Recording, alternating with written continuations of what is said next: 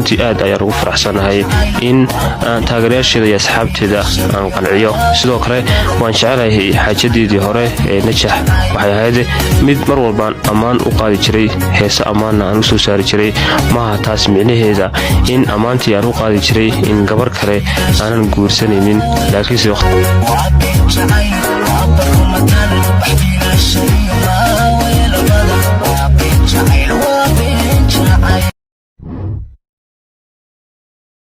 waxaan u sheegayaa naagaha xuna TikTok saa u dhaxwada Xariir Axmed idilooshinkay fiyus la'aanta ku raadsanaya wiilka fiyus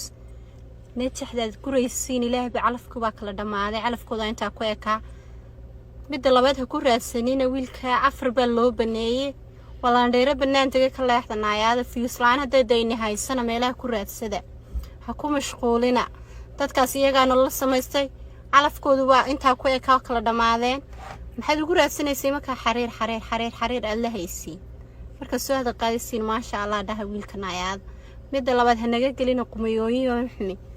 xariir baa inaga shiday qaxaabadaha sharmutooyinka ku dhaxwaashay TikTok ee uga dhaxdhiikinaaye waxna kula fiyus la'aan ku dhacday ku raadsanaya dadka